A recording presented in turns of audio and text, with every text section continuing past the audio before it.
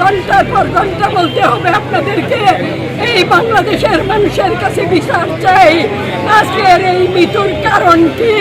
একজন বর্ষীয়ান নেতা মৃত্যুর মুখে দাঁড়িয়ে তার বিরুদ্ধে ওয়ারেন্ট করে। এর চেয়ে দুঃখজনক বাংলার মানুষের কাছে, এর চেয়ে লজ্জাজনক আর কিছু নাই।